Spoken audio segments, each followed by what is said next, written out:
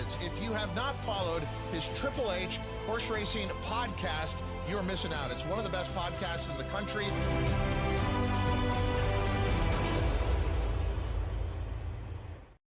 Hello and welcome to the HHH Racing Podcast and episode 19 of Great Race Plays. I am here with my wonderful co-host Paul Halloran from the Saratoga Special and the Commonwealth of Massachusetts, and we are here to talk about our usual fare, the fantastic late pick 4 Sundays at the Great Race Place, Santa Anita. Paul, coming off a big weekend, of course, the 151st running of the Kentucky Derby. Very quickly before we get into the late pick 4 on Sunday, as Ryan Anderson likes to say, who's a co-host of our show, one of our shows called Pacific Horse Players, West Coast, Best Coast. I'll tell you what, the West Coast runners showed out big time at Churchill this past weekend. I was there in person to see it. Very quickly, let's start with the Derby runners. Journalism ran his heart out, man. He ran a huge race, ran a very good second, nothing to be ashamed of. And Baeza coming off the A list with a monster performance, almost snapping journalism for a second. West Coast horses running 2-3 out of 20 horses, Paul, in the 151st running. Yeah, and that would have been difficult if Baeza did get up for those of us who played the 18-8 exacta more than one time. But no, ran really well. Journalism, on Saturday was the second best horse to, I think you've heard it a lot this week. The top three are all really good horses. Yes. And, when Final Gambit, for that matter, came running, but those top three are going to be in the mix. And there's a lot of 3-year-old races left. We don't know what journalism. I haven't heard about the Preakness yet, Howard. I don't believe. I think Aaron Wellman said today they're in no hurry. I suspect we'll hear by Saturday. I'll be honest with you. If I had a bet, I'd say no, but I don't have a strong feeling about it. But the Belmonts in 5 weeks, and the Jim Dandy and the Travers and the Haskell, and so these horses are going to be heard from throughout the year. I would say journalism, if he goes, the Preakness, one of the heaviest favored non-Derby winners we've seen in a long time. I would guess 4 to 5 could be that low even in that race if he goes. I'd be a little surprised if he goes. Baeza, I believe, going to the Belmont. That horse has a big future as well for Mr. Sheriff's. But we shouldn't give short shrift to some other runners, Paul. Just rattled some off. Nisos, I thought, ran huge after not breaking well in what I thought was the best race of the weekend, to be very honest. That Churchill Downs. Boy, you want to hear a crowd roar, Paul? That might have been louder than the Derby. It was amazing finish with who was it? Banishing, Mindframe One, My Horse Bookham Dano, and Nisos all within like one length. Unbelievable. Madacat rode a solid second in the Pat Day Mile. Goal-oriented won earlier in the card and is going now to the Preakness. Copian is the best filly mare sprinter in the country. She won on Friday. Queen Maxima won the turf Unbridled Sydney. Look forward, a horse you liked a little bit of a price, won the 8 Bells. It's not easy for some of these West Coast horses to come out east and win, but this is one of the best West Coast showings we've seen in quite a while at Churchill Downs. Yeah, I thought Copian was extremely impressive, and the turf horse who you liked a lot. That race was going to be won by one of 2 horses, and it was no contest. That's a serious turf horse right there. Queen Maxima. Yeah, I had her on top. I didn't like AG Bullet. I just happened to be right about that. So fantastic job by the West Coast horses in general. Just looking at the chat right now, we've got Katie's in the chat. Matt Miller is in the chat. Tom Espinoza, too early for a future BC Classic bet on Baeza? Probably not, Tom. Overseas, I bet they have that available. I can personally get back to you on that and find out. I'm assuming Baeza is going to be in the Breeders' Cup Classic betting pool at this point. Long way to go because, Paul, Mr. Pletcher has some pretty darn good horses in that stable. This Breeders' Cup this year, Classic, could be, can you imagine all these 3 horses, Fierceness, Sierra Leone, and Forever Young coming back, plus some other ones? Woo! could be How very about the exciting. Met? How about a preview at the Met Mile? How the Met Mile is going to be Oh, unbelievable. oh my. I mean, unbelievable. But anyway, let's get back to the West Coast racing. It's going to be really exciting. Congrats to all the West Coast connections and all of you that are listening and watching on the Santa Anita X platform and on YouTube. Great job by the West Coast horses and riders and trainers. They showed up big time. Please make sure you hit the subscribe button on the bottom right hand side of the screen, notification on the top right, and smash that like button below the video player. Paul, I didn't mention this on our other show. We've had a tons more subscribers, listeners. The numbers are completely off the charts right now through the month of April and Derby weekend. So thank you very much for all of you that checked out our Derby preview shows. It was just a fantastic um, set of weeks for the podcast. We couldn't do without your support. So thank you very much for that. Let's get on to late pick four on Sunday at Santa Anita. Smaller fields, but some nice fields and really not easy ones. Let me take the banner off the screen right now, Paul, and let's get to it as I'm going to present on the screen first the entries here, courtesy of Equibase. Right now, here they come. There we go. Late pick four on Sunday starts in race 6 at about 3:30 local. That's 6:30 Eastern with a 16 claimer, 1 mile on the dirt for 3-year-olds and up. Field of 7. We do not have morning lines. Morning line favorable probably, I would guess somewhere between the 5 and 6 ish. The 2 might take some money. A little bit hard to say actually. Let me go ahead and put our banners on the screen so you can see our picks right now as I scroll down, and they are right there. I'm going, whoops, I wanted to scroll that. Let's scroll this sucker here. Might have to do that a few times. I'm going 365. Paul's going 357. We are both going to go with Atomic Drop, the 7-year-old for Mr. Mullins and SIL Espinoza, Paul. Interesting that we're both going this horse, who I don't think will be the favorite. So let me go ahead and bring up that race right now on the screen. Atomic Drop, a likable 7-year-old, won almost $300,000. Turf to dirt. I like that angle. I'm obviously you do also. Well, it's certainly a good angle for Mullins. You could see in this sample here, 33%. Yep. You know, horse ran a real last dirt race was very impressive, albeit, at 8,000. But this horse is run at this level. I all you have to do is go down and I get it. They were at Pleasanton, but the numbers, he very consistent on the numbers. Pretty consistently mid to high 70s to went to an 80. It has a 90. What you got to go way back, but. You're dealing with an 0 for 17 jockey and ACL Espinosa, which is an issue. But I just thought that this is a dirt horse. Actually won one of the turf races, but I thought that race 3 back was pretty good and would be very competitive here, albeit stepping up a little bit. I think so. By the way, our other wonderful co-host, Pete Visco, is family obligations tonight, so he's not here. But we just wanted to mention that we missed Pete this evening. He'll be back next week. Espino's 0 for 17, Paul, yes, but he knows this horse. He's been on this horse again. I don't mind that situation when he's done well. It's been with this horse. I don't think they meant to close last time, didn't break well, but that Yakovlev race, if you recall, was a pretty good one, and he did close. I just like the fact that he had interest late when he could have just given it up, at the very start. So he'll be a little more forward. He's very likable. I agree with you. I'm not worried about the class situation. You're going to go with number 5, Ready to Pounce in second. I have him third. I've got Keep Moving On second. Let's quickly talk about those two, and they'll go on to leg 2. Ready to Pounce, a 7-year-old gelding. Hector Barrios gets the mount for Mr. Sadler. Again, big time dirt numbers that not only fit, but would beat this field by a few lengths. Last time, not so good. Just toss that one out. Much tougher spot. Much tougher spot, and even the race that he won 2 back with an 83 buyer was a tougher spot. Mildly tougher. 25 down to 22.5. This is the 16. This just looks like a case of Sadler putting the horse in a spot to win.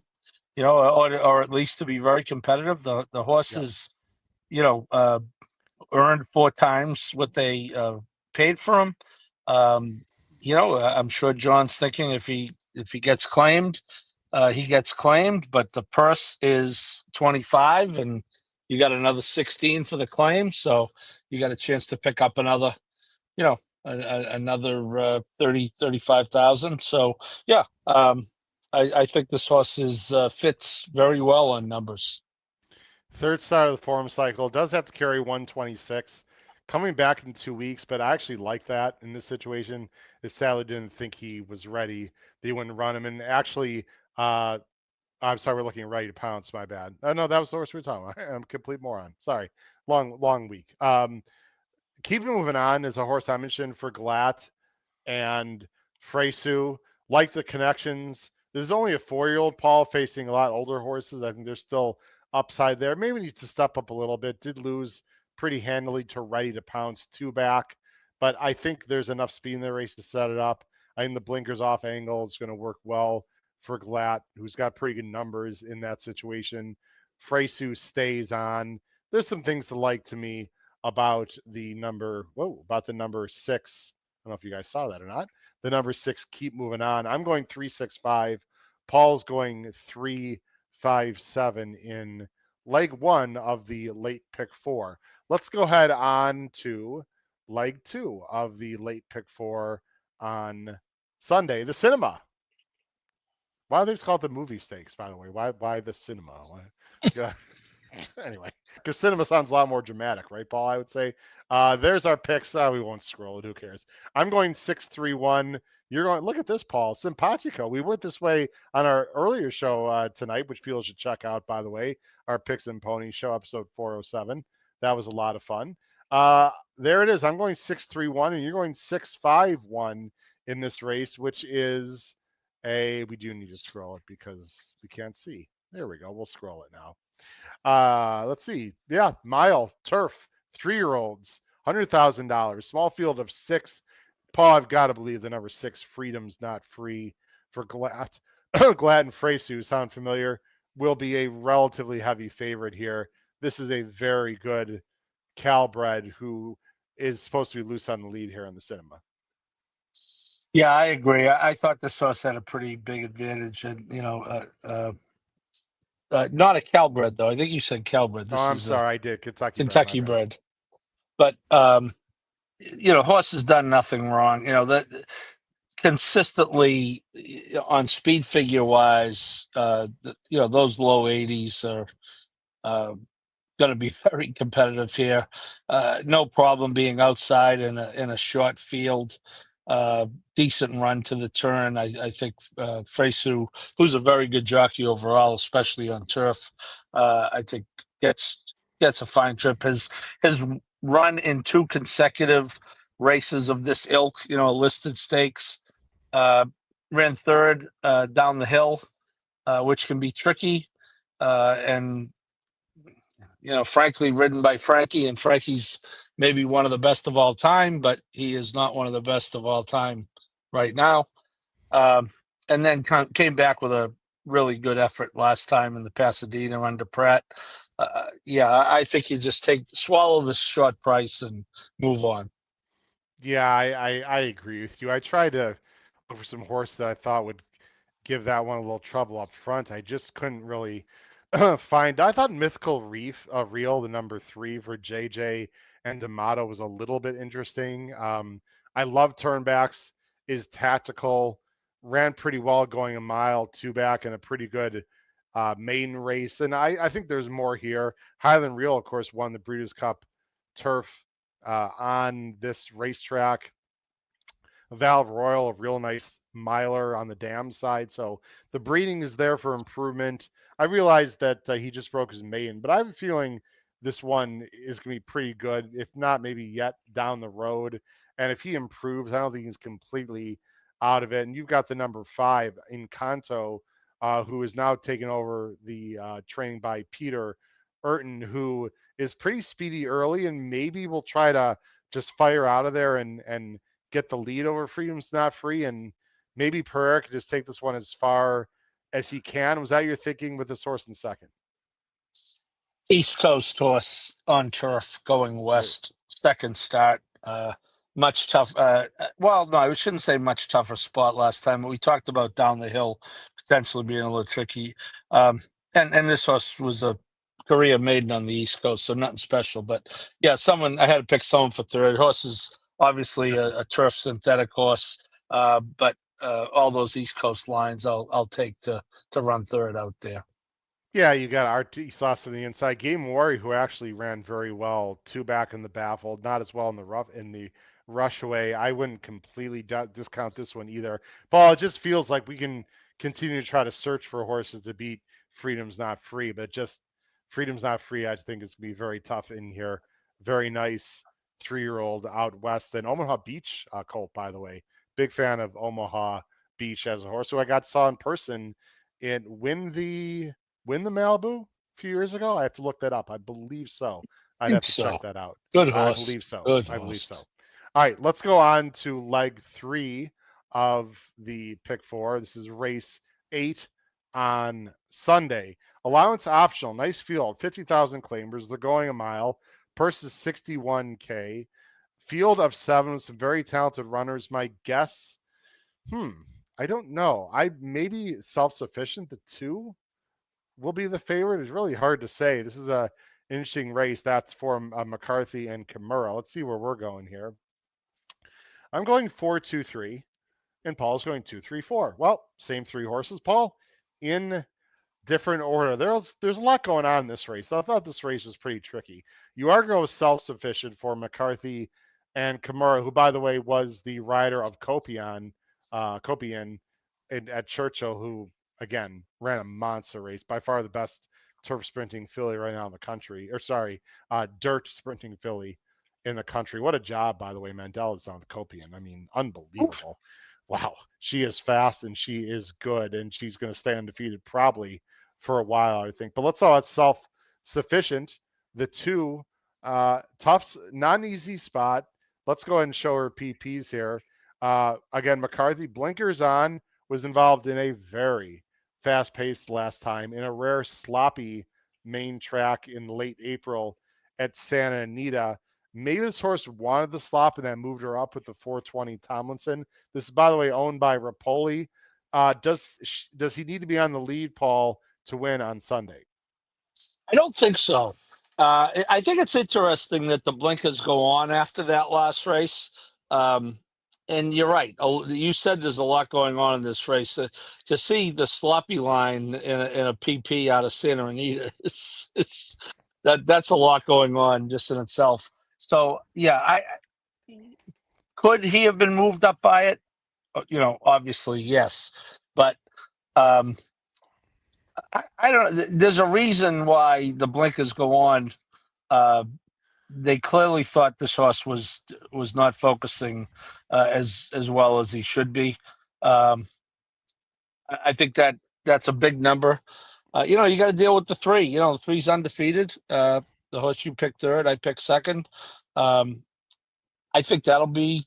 If I had a guess, Howard, I'm thinking even coming off the maiden, the 3 might be the favorite just because of the 7.5 length win, 2 for 2. But yeah, I think one of those 3 wins, and I think I think this horse will be just fine off that last race. That was almost a year ago. Lyle Song ran big, and I meant the 2, but oh, I'm sorry. yes. Yeah, no, But no, I have the 3's worth talking about. Yes. Yeah, no, I got the 2 second. I'm a little concerned about the distance situation here. Certainly bred to get the distance, but only did it once and wasn't great in a stake at Gulfstream. I know that was when he was 2, but then McCarthy sprinted him twice, so it almost feels like this is an experimentation, but I could be wrong about that. Lyle Song, where has this one been? I don't know, but ran huge almost a year ago. That was in 62.5 restricted. How would the 111 work? Whoa. I mean, followed up by minute work. This horse has been working great.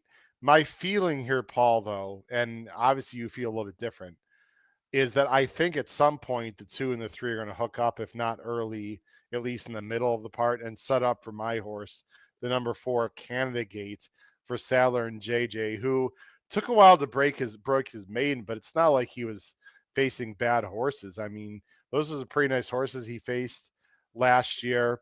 Broke his maiden in at Del Mar, then went to the turf and actually ran very well. Was off a layoff. This horse by Constitution out of a Stay Thirsty mare. So you figure Juddmonte breeding. You figure this horse will have no issues going the distance. It has already gone 2 turns.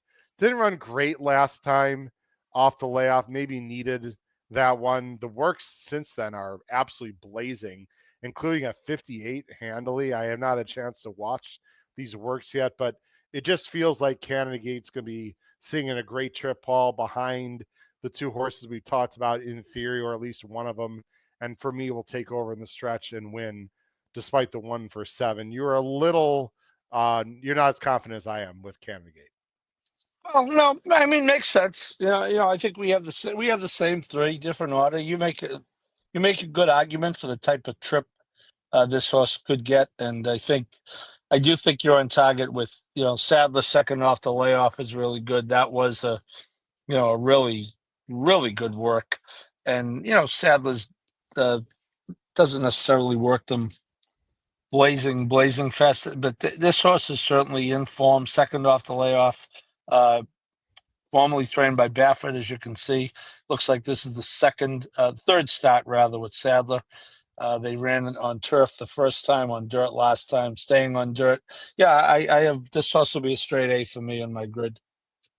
So you're gonna go 3 A's on your grid, is that right? Then 2, 3, and 4. No, I think I'll go with 2. I won't use the 3 as an A. Oh, interesting. Okay. Yeah. But Yeah, just the 2 and 4? I would play I would try to get by in this race with the 2 and 4, and then maybe in a horizontal, and then maybe come back with some kind of double using the 3 if depending on price. But Okay. yeah, I would try to, if I had to get by with 2 here, it'd be the 2 and 4. Okay. James the Bond Street. I like Katie Davis. So do we. Katie Davis works very Yes. hard. Very solid jockey out in New York. Actually featured on the Netflix show a little bit, right, Paul? That Yeah, I know very you had good. mixed feelings about. I shouldn't say mixed Well, feelings. You no. thought that the back end of the show episodes were much better, I think. Yeah, Fair no, to I say, liked. right? I think again, it's certainly 6 episodes on Netflix. The exposure, horse racing's gotten a lot of exposure in the last month to It has. non-horse racing people between Yes. Netflix and Griffin Johnson. We talked about in our other show. God Yes. love him. And for good reasons, for once in a lifetime. So Right. that's good also. Paul, the penultimate leg of the late pick 4 on Sunday at the Great Race Place is an allowance optional claiming 20,000. You mean 6 the furlongs. ultimate race, don't you? Did I say penultimate? You did. I am sorry. The ultimate, the last one, is a 6 furlong turf race for Calbreds, allowance optional claiming 20. This is a field of 9. Always feels like the last race is a little bit tricky, Paul. I don't know why. It just always feels that way at a lot of tracks. I will mention one thing right away, and Paul, we don't talk about this too often because, frankly, I'm just not a big believer that it matters that much, especially in sprints. But there are weights assigned in these horses all the way down from 118 for the 3-year-old number 6 Infamous Angel, all the way up to 126 for the number 8 Known Idea and the 1 and the 2. Let me put you on screen, Paul, before we get to the last race in detail. Does weight matter? Does weight matter in a 6 furlong sprint? I mean, 8 pounds is 8 pounds. And we're not talking about apprentices here. It's just because of the weight allowances. To me, that could make a difference if you had to decide between one horse and another. I still don't look at that closely, but maybe I should. Yeah, I'm in the same boat. In fact, and I handicapped the race, obviously, and until you mentioned it, that was not even on my radar. But I guess it boils down to, if you like one of those horses who's giving the 8 pounds, are you going to now be off that horse because of that, right? Right. I think, but as you say, if you're down to 2, it clearly matters somewhat. There's a reason why, there are conditions in certain races that horses are assigned different weights. I looks like I took one of the high weights. Well, they're pretty much all 126, 124, right? The 7's an apprentice, Yeah. and the 1 is the only one kind of really getting the big break without the benefit of being an apprentice. And that is due to the conditions, which are because the one is a 3-year-old. Yes. Now, Paul, as you know, I have a math background, as does our new Pope has math background as well. As we talked about, a wonderful Chicagoan who's a Cubs fan. So for all you Catholics out there, just people interested in world's going on, the new Pope, I'm a big fan for those particular reasons. Here's my point, Paul, in all seriousness.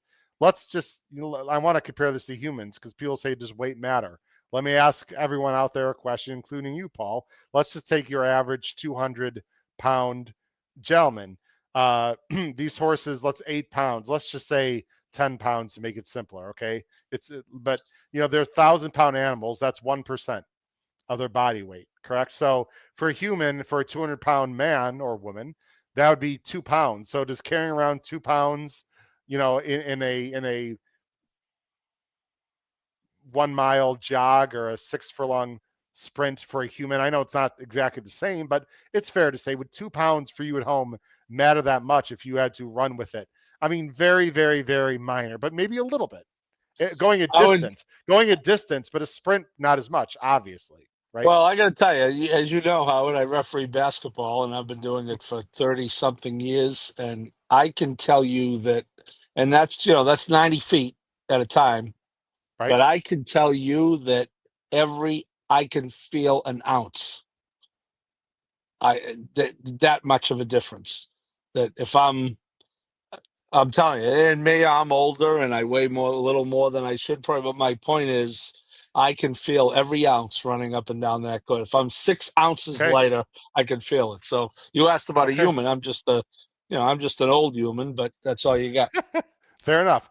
Well, let's go to our picks. I'm going 8-9-4.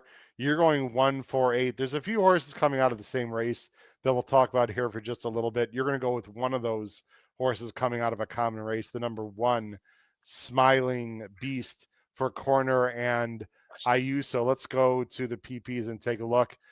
Broke from the 6 hole. I will show the replay there, Paul, because like I said, there's 3 horses coming out of that April 5th race, if I recall. There they are.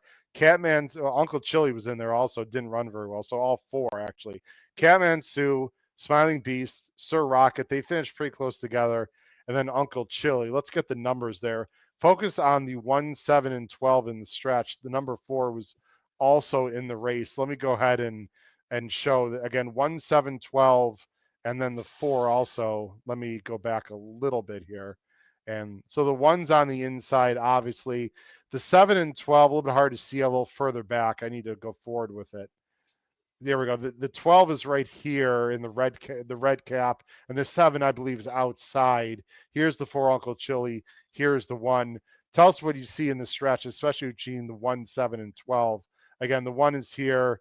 In the lime and the red, these 2 right here, I believe, are the It's the 7 and 7 12. and the Okay. lime green. Right here, these Yeah, 2 I along just with the think 1. too.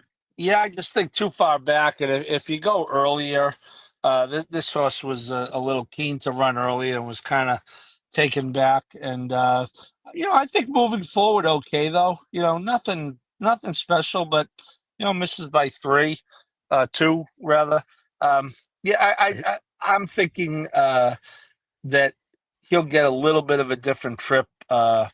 Inside. I would just be very surprised if Ayuso isn't more forward. The horse was on the dirt the 2 previous races. The horse was very forward. So, last time on turf, coming down the hill, a little bit of a different animal. I just think this one's going to get a different trip this time. Yeah, the 1 was the 7 that you saw. Paul, I just I didn't love that race visually, and I could be wrong. Wouldn't be the first time. I don't know. They were sort of running in place. Didn't really do too much for me. Private Gem 1 was even money, but everything else in behind to me was just sort of meh. I don't know. Maybe I'm nitpicking, but I think you got to nitpick a little bit in this race. Now, the number 9, let's see, Uncle Chili did not run very well, but was up close. I thought to a pretty fast pace, and I think Uncle Chili is better on the outside closing. I know he's shown speed before, but I don't know. The horse was 7-2, Paul, and your horse was like 10-1. So I think there's more to Uncle Chili than what we saw. I just don't think he ran his race. But on top, I have a horse not coming out of those races at all, and that's a layoff horse, the number 8, Known Idea. Sadler's really good numbers off layoffs. This horse was running races last year that would beat some of these horses, and that's when he was a 3-year-old. Now he's 4. This is more of a in Sadler I trust with Fresu. Could show tactical speed. I think it's a very difficult race. I've got the 9. I've got the 4 also, who, if I recall, is not. Let's see, 1, 2, 3.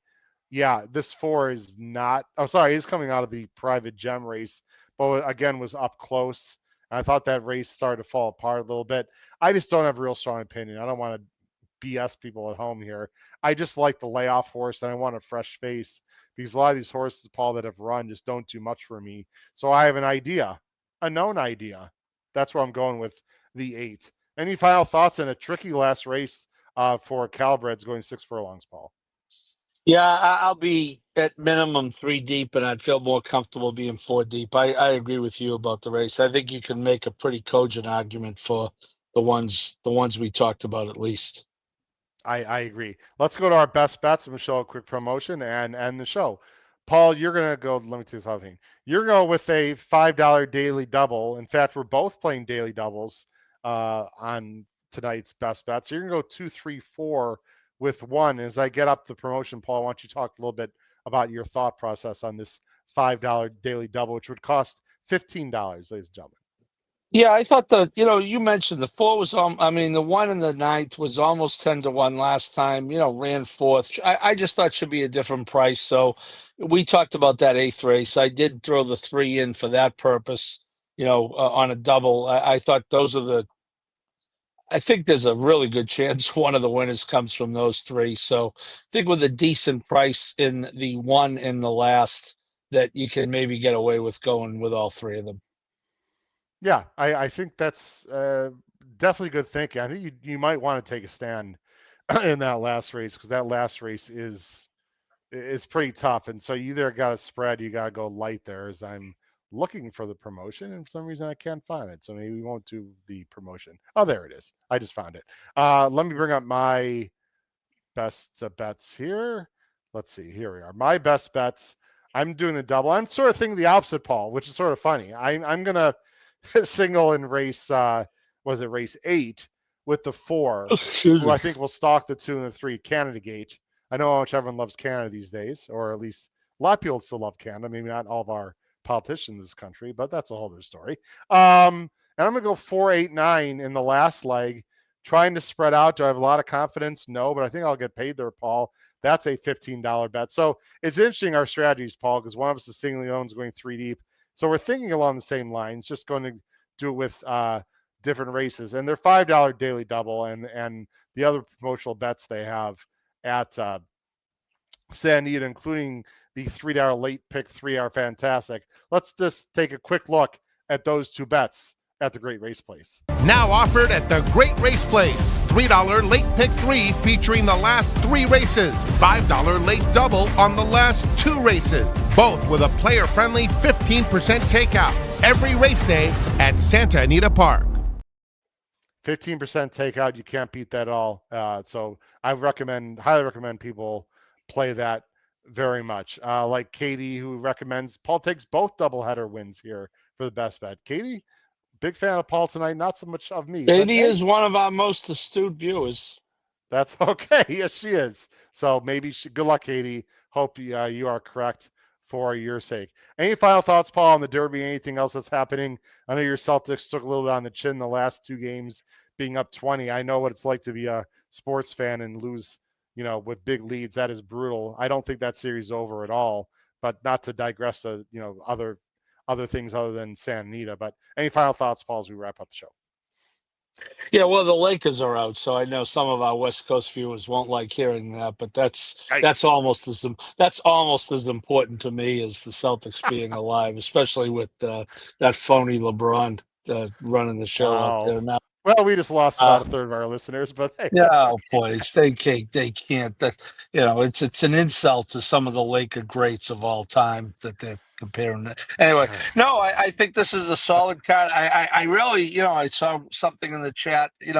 I think we've come up with some decent opinions. Obviously, as Todd Schrepp says on the air, the most important opinion is your own. But I know that I've been able to get out on Sunday night a couple of times over the last 6 weeks or so. Absolutely. So it's I'll tell you, what else you doing at 7:30 Eastern on a Sunday other than trying to hit the last race at Santa Anita or the 8th race at Santa Anita? There you go. Build our bankroll for the Preakness weekend, which is in 2 weeks or a week and a half. Paul, great job as always.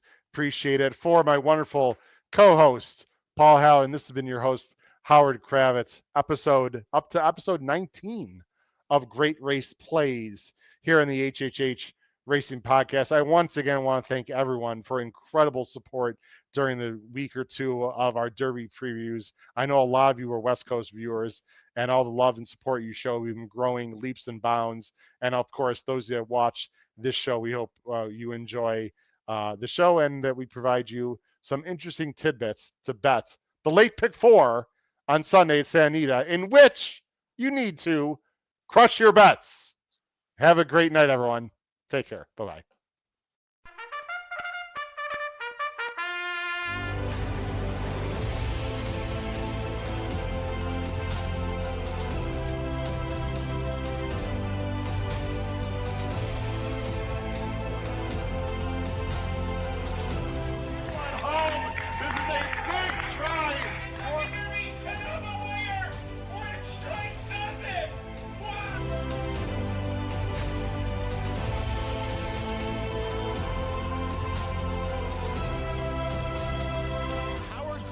If you have not followed his Triple H Horse Racing podcast, you're missing out. It's one of the best podcasts in the country.